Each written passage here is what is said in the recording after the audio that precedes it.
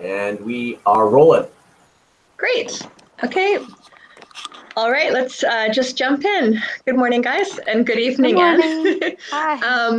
Okay, so the first question is, what have I learned about hip hop education and cultural diversity in this module? So we only had 2 readings, and yeah. So does anyone want to start off I can start. on that with that question? Okay. One thing I learned about is that it can be hip hop education is hip hop can be used to educate urban youth. A very good way to teach urban youth because it kind of connects into what they're interested in, and so it really a lot of the curriculum doesn't really link up with what's going on in their world, and this does. And not only that, there's so many different skills that are utilized when they're like in the reading, that when they're kind of playing around and making the lyrics, and it's just like linguistic and kind of cultural elements, and there's comedy, and there's just all of it and put together, and it's just a special, unique kind of poetic skill that nothing else in curriculum, can. Yeah. I mean, you could probably connect that to poetry, but there's this special skill that these students have and are interested in, and it's and a teacher could use that to connect with what's going on in the textbook, so to speak. Yeah, and the combination with the kinesthetic learning too, with like all the body movements that go along with it, and some dancing and all that. Yeah, it's definitely I'd love to see a class, like a video. I didn't search for one, but I'd love to see, like, maybe, I'm sure they're online. Let's see some classes where it's actually in action, because it'd be really cool. It kind of reminded me of something from that curriculum class that I took. I don't know who said it. It was one of the social constructivist guys or something. They said, it might have been Dewey or something. They're like, what is curriculum? And one of the answers was, curriculum is what is happening in the classroom right now. You know what I mean? Not what was going on before, or what my interpretations are of good music or hip hop music or English or whatever it is. It's what's happening in their lives, in that classroom, like what is right now. You know what I mean? And I think this is very much really connected with that definition. Yeah, that's a really good connection to make, because Dewey was all about he talked about Dewey? Okay. Yeah, it was. He talked about connecting. The education wasn't just about educating tomorrow's workforce. The education was about helping students with their daily lives, helping them, educate them to make their lives better right now, like for their future, but also now. And that really, I really connected with that too. I love Dewey. Great. Just the idea of just like, because but to add to what you're saying about the workforce thing is like, how do you know what you're teaching them now is going to be even remotely useful in 10 years? Like even I think that was one of the examples they use. If you look at the skills that are taught even the stuff that we did in high school, like some of the computer stuff, it's just like not even a thought right now. So. Learning how to make a craps game, like through like the coding that they were using back then is like that's really useful. I don't know. I guess it was computer literacy at the time. I don't know. Right. Computer science. Right. Yeah. Science, right. And do you want to add to that about? No, I think Patrick covered it. I liked the idea of the kinetic orality also. That was a new idea to me. And like you said about Dewey, I like how it's just what's happening, what works, kind of is the way I look at it. If this works, then it should be the curriculum. Right. If it that's bottom line. Yeah. One thing I'm sorry. Go ahead. Oh, it's okay. One thing that that sort of struck me was that they were trying, in the hip hop education movement, they were trying to get more teachers involved and having it more training, pre-surface teacher training for teachers to do hip education. Right. And I thought, okay, with all these white teachers, majority female white teachers, and they're trying, that's the body of teachers they're looking at, and they're trying to they want to train them on that. And I thought that was interesting because for me, like, I'm often concerned about cultural appropriation, and okay, well, I shouldn't be teaching this way because it's not because I'm appropriating this other culture. But then to have that, to open that up and share that and say, no, this is hip hop culture. And I mean, let's put the child back in the center of the conversation here. Yeah. Because what does the child need for their education? What do they need to connect to the material, to learn, to be happy in the classroom? And then just sharing that hip hop culture with everybody. I mean, it kind of is already shared worldwide, but just sort of opening that up. I thought that was interesting. Yeah. I have a really strange thought here. Because I love hip hop and I love R&B, and I grew up with that. But I always feel like the dumb white girl, that's singing along. Imagine in like an alternate universe, like something out of science fiction, where like the form of communication between people was like rap and hip hop and like artistic expression through like poetry, and that's all how people communicated. And so something That'd like that, cool where kids are like project. rapping and whatever it is in the classroom, like that's just the way that people talk and express ideas. So like if you're like in some kind of business setting, like in this alternate universe, and that's like how you conducted your phone conversations, like you want to call some businessman, and you have to like, and it's like, because like you said, it's expressing a message, and it's like artistic and it's poetic, it's all these things, and it's like, improvisation, right. That improvisational, right. expression. I don't want to call it like poetry necessarily, because I don't want to like discount the improvisation, Right. That's, I mean, but I get it, like how, like I think it borders both, because just a skill of improvising. Right. That's not something I do very well, so you can probably tell even by these conversations sometimes. But yeah, I think that would be like a really cool project, Patrick. To kind of just like choose weird that one thought in the that I had. classroom. Because to be honest, it's not like too far out in a certain way, because like it's all a matter of just like perspective here. Like this is the way that like business, like business phone conversations happen a certain way, but could easily happen in different culture. Totally like like, all right, I don't know. Thank you for preparing me. Okay, I'm going to move on to the next question. Thank you. I love the alternative universe that you just were thinking of, Patrick. I want to join. It's like something on Star Trek or something like that, where like the Picard and they meet the aliens, and the aliens are rapping at Picard through the on the deck, and he just doesn't know how to communicate. And he's like, "I'm sorry, I just do not have like the linguistic capital to manage this."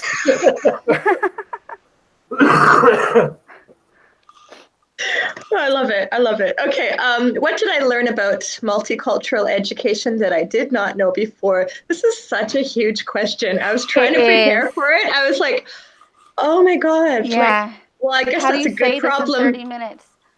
It's a good problem to have, like that, because it means like that a lot of learning happened. But who wants to start out with that one? I will. And it said, what have I learned about multicultural education? That I did not know before. Well, I guess that's learning. So I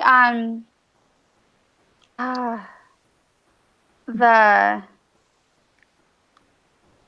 lot. I don't know where to start either with this. I didn't read the questions this time for the readings. I would say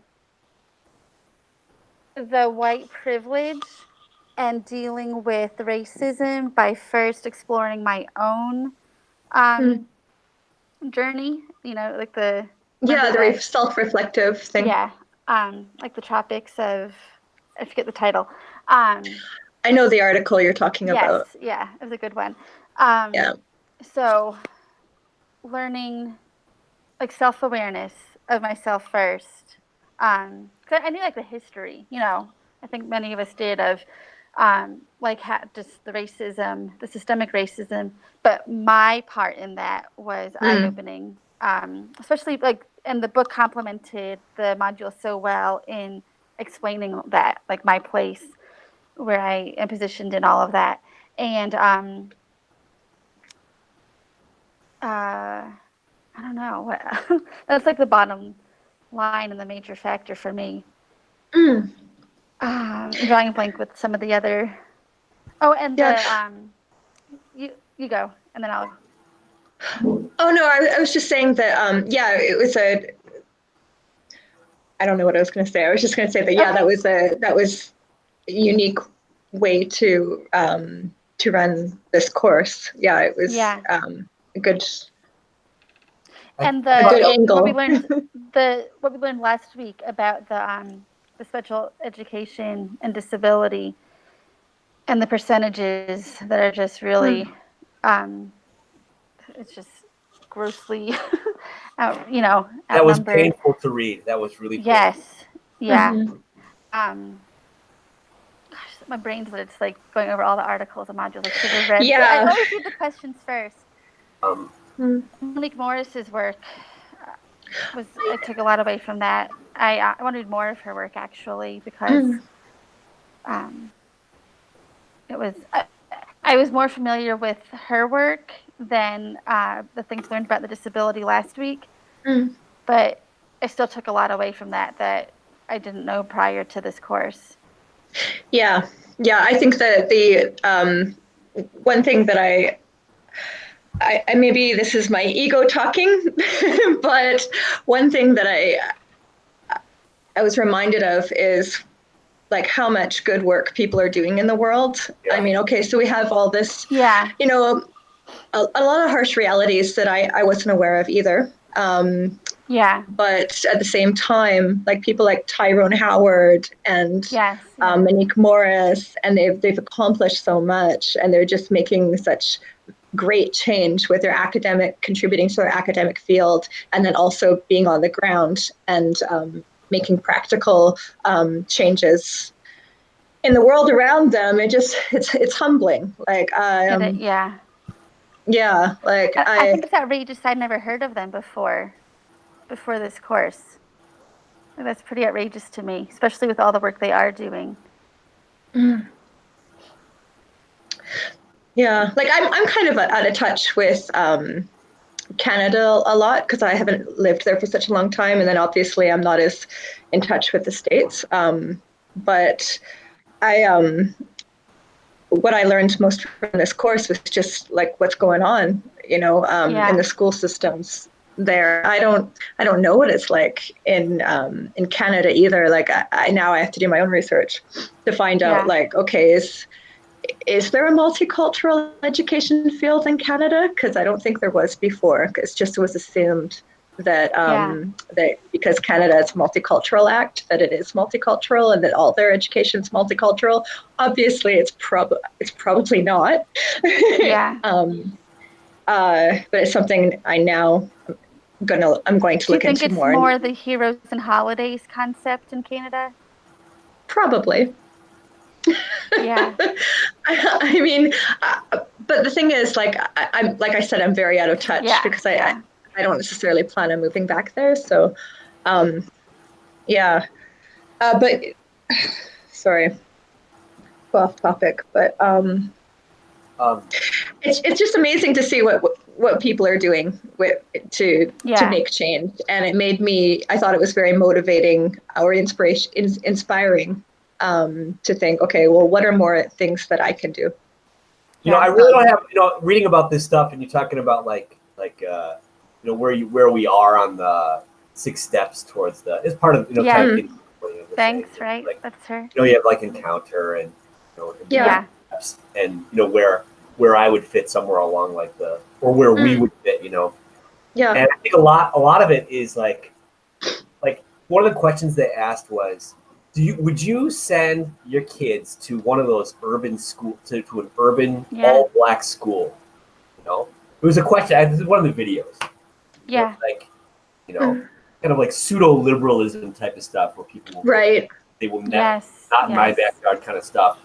And that I thought was kind of a very challenging part because I don't think I could do it. I don't think I could send my kids to school like that. And that was like, and like getting back to what you were saying, Sarah, is that like, there's a lot of people doing just fantastic work that I just could never have the courage to do, I mean, it would just be so tough for me to do something like that, and I really admire those people that can really be like really in the trenches there doing God's work, Do you think, I don't know if you both feel this way because of where you're teaching now, and I don't know if this is one of the questions, but I have this sense of like overwhelmingness of like, well, now how do I proceed as an educator? Right. What next? We're moving to Georgia, south of Savannah.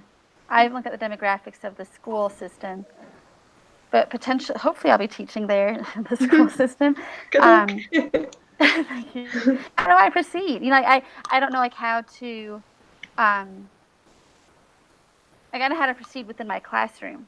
But I don't know how to proceed, like how to work beside people who are uneducated, and this seems like it'll be pretty frustrating. And it doesn't matter because I know like Black people, for example, have been frustrated, like they've been aware this whole time what's going on.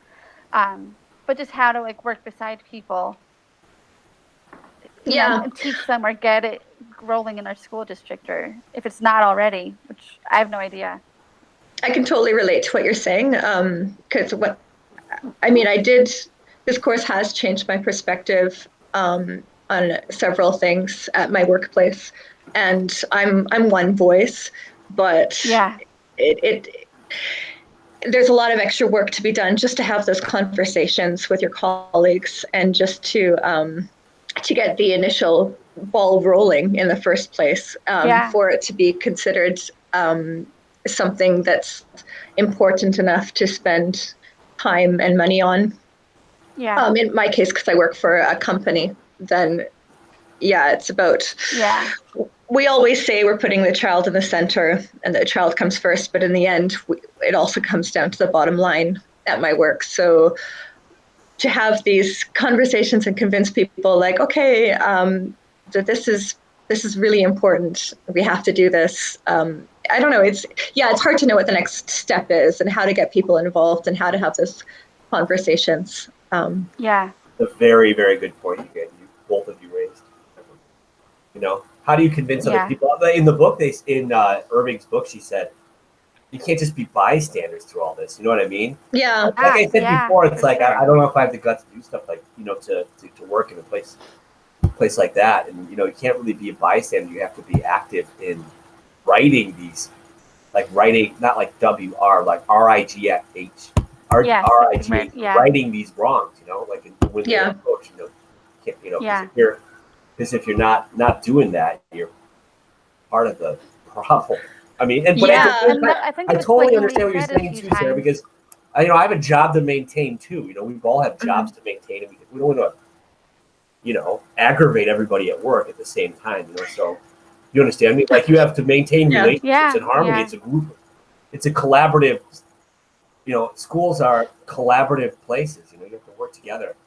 But and I don't want to go off tangent too much because I know we got other questions too. Right. I'm supposed to be leading, but in Singapore, okay. Number one, I'm white. Number two, I'm an outsider because I'm an expat, and number three, people do want to. They're not colorblind here. Like the culture is not colorblind. They do recognize, they openly talk about race and Racial Harmony Day and all that. But there is, it's taboo to say that Singapore is nothing but multicultural, nothing but anti-racist. But it isn't. So in the classroom, in political offices, in daily life, like what you observe around you, it's not. Like there's a lot of issues here. There's a lot of problems and inequalities in the education system, for example, the different schools that, like I was discussing before, the different, how the children have different opportunities, and they are along racial lines. But I'm not, it's very taboo for me to say anything like that. Oh, yeah? Yeah. Like if you said something at work, race is another country's problem. Huh. It's delicate. That ha was not a criticism of like you or Singapore or anything. That was just Yeah. Oh, no. I just meant like this is a challenge that I think about, and that I'm not being defensive at all. I'm just saying that that's my challenge. Is okay. How do I, as an outsider and a white person, how do I approach the solutions and to make progress, to try to resolve some of those inequalities with the power that I have, as a teacher and as a curriculum developer. How do you get people talking about race, Yeah. That's at least like talking about it. Or talking about that it's not perfect. They talk about race, but they don't. Yeah. And that's it. I don't know what I would do in that situation. That would be very tough. Yeah. You have to build up relationships, like make really solid relationships with everybody. Yeah. Start there. Because if you're just like new to a job or whatever, and then come in there, it's probably not going to go so well. Yeah. But be ready to but stand up. Yeah. But make your stance clear, I think, Does that make sense? Like, I understand, like, you have to change hearts, change minds, but at the same time, like being, like you said, develop strong relationships with people, but at the same time, make sure no one's confused about where you stand on the subject also. And also not making it about me and my Robin Hood mission, Yes. Yeah. That's kind of what I meant, like with, was that kind of mentality, like ready to save the day, like, how do you, I don't know, navigate the whole art awareness? Yeah, and not just, I've been here for 5 years in Singapore now, but also like, not to charge through and tell people how it is, and then for them to like shout back at me like, you know nothing, Jon Snow, Right. Yeah.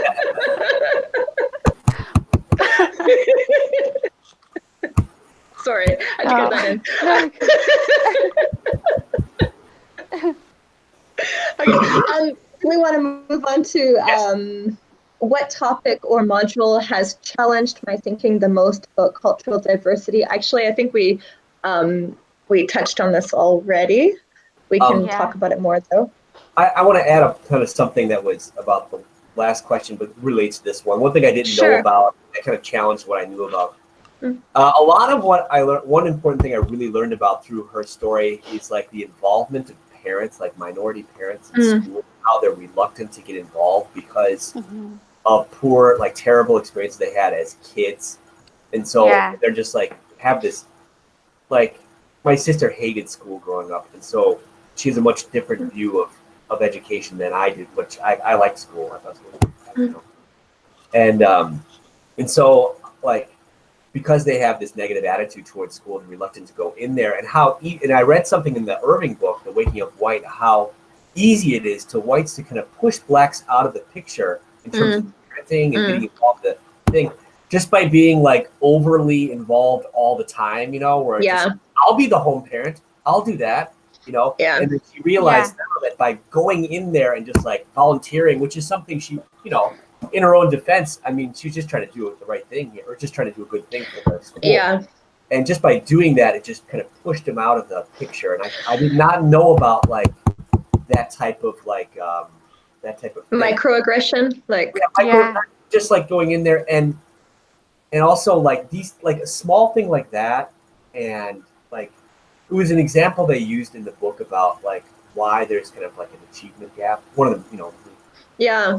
Yeah. why it's just like a small, like a large amount of many small like things like that. You understand? Yeah. Yeah. I actually Makes it up. Building. I found that Yeah. chapter to be quite powerful too. Right. Yeah. So it's just like they use the example they used was of the, like, I don't know if you guys are sports people at all, but like they use the example of the Canadian hockey.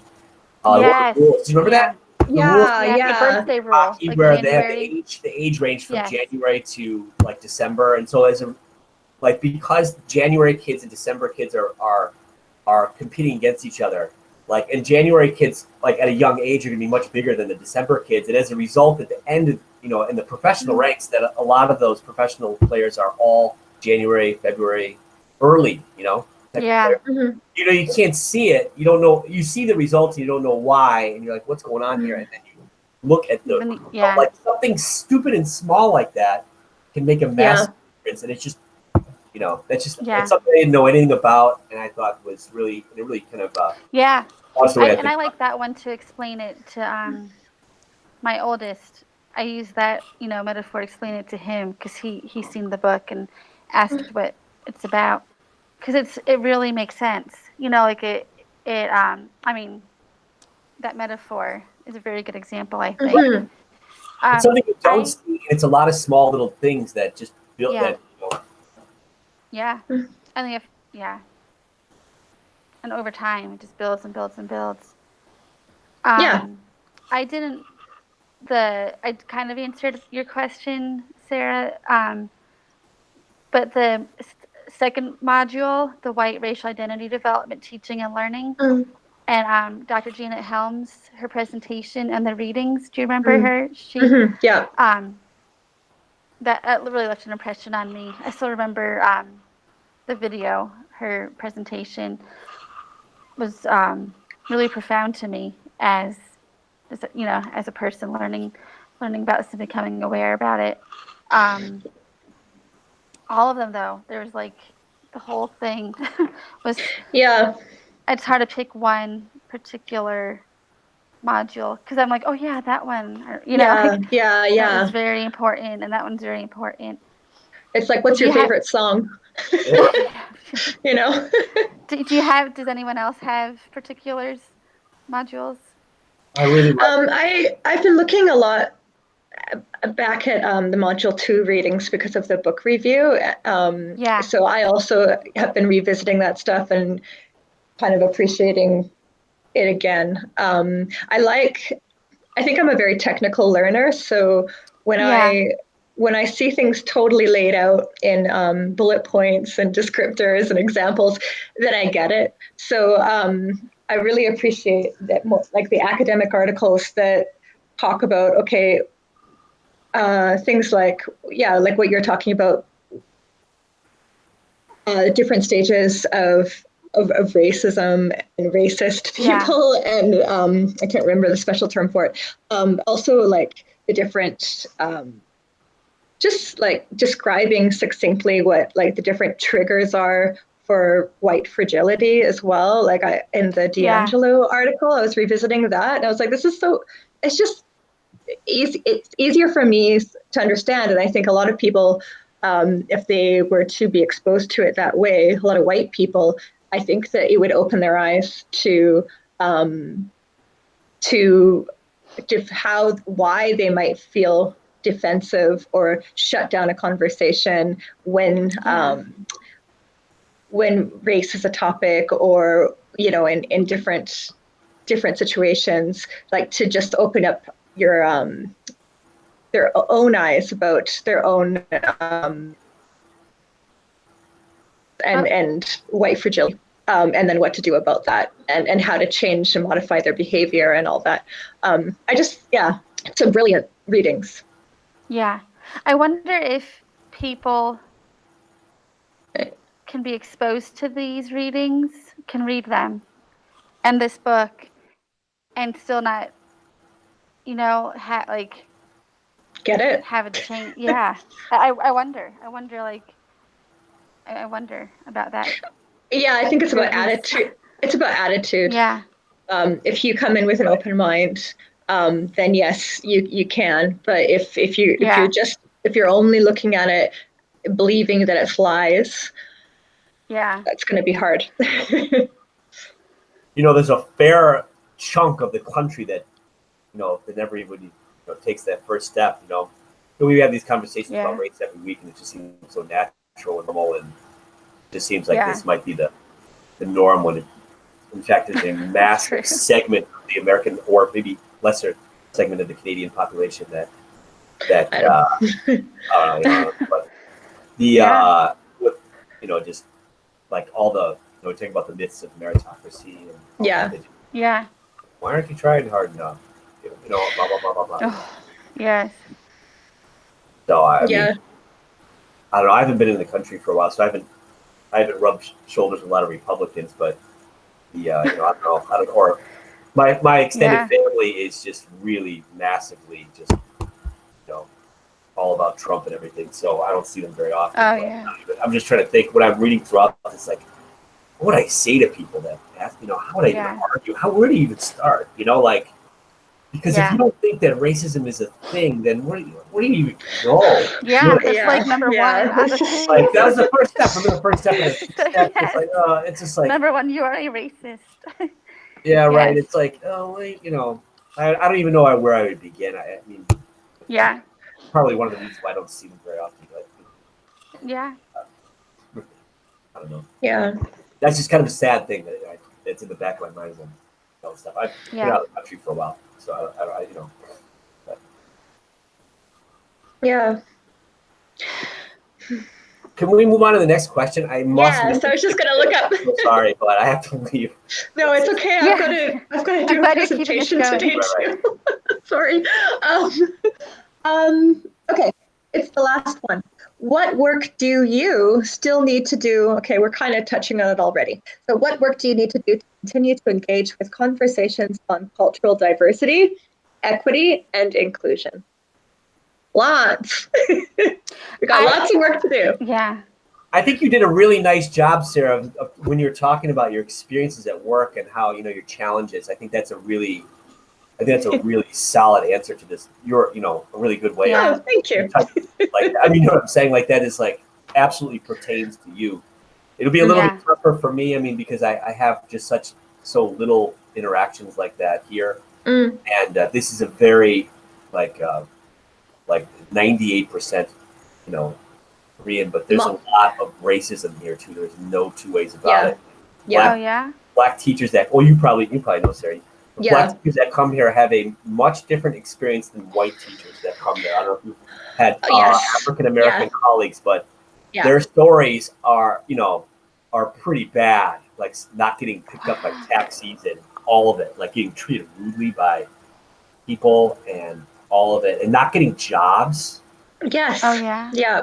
Because you have to attach a picture with everything and with all job applications. So stuff like that, I will. Oh really? Oh, absolutely. Yeah, wow. you have to submit a picture too. It's a Asian. I don't know if it's Asian. I don't know if they do it in Singapore, but I know they do. Okay. Oh, they do. Yeah. It's I think it's an Asian work culture thing, or Asian work thing, and so that's one of the reasons. Oh boy. Okay. Yeah. That's that kind of stuff is just if I come across that, I'll certainly confront that from employers. So. Yeah, and I was saying this to my friend the other day because he's been in education for a long time. He's the white guy that's working in the States in the in the inner city school. Yeah. And I was like, well, and let's face it, like I've always known that the reason I've had a job overseas is a lot of it has to do with just being white. Like, and this is the thing. Like, oh, you've got. I had an English literature degree, but a lot of people didn't. And it's my skin color gave me that opportunity. And I've always known that, like in the last 16 years, it's no secret. It's just like, well, that's the way it is. And like, I like to work hard and try to justify my, my position and but because I don't like it, but it's true. And I see it all the time. Filipinos speak a non-standard dialect of English, and because they have dark skin and use a non-standard form of English, that's part of one of the job application things that they say you must be like just like New Zealand, Australia, blah blah blah. And the Philippines are never listed, even though they, and so it's kind of and because there's not a lot, but there's a number of Filipinos here, and you talk with them because they speak English, right? I talk with them in English, and their experience, they have a lot tougher go of things. I don't know. Is there anything, Anne? I think I discussed it in the beginning. It was kind of my concerns, but hopefully just like organically bringing it up and talking about it. Right. You guys. Yes. Oh, sorry, I'm interrupting you. I'm so sorry. I was you guys. I think we should keep our group and touch base in the future, and because I'm gonna miss you and just and I want to know how and we want to challenge each other to do this. Right. Okay, because in one of the steps they said, I was just reading about this, that you learn about it, and then it's called like reintegration, where you learn it and then you get stuck back, like where you kind of were before, even though you know more, you kind of fall in line with back to your comfort place. Right. I think we should, challenge each other. For sure. Yeah, but sorry, Anne, I totally interrupted you because I got too excited. But what were you saying? Just opening discussions. I've talked about this a little bit with some family members who don't have the same viewpoints as my sisters and I do, and it's kind of not practice, but because they need to know too. But just having the uncomfortable conversations as things come up.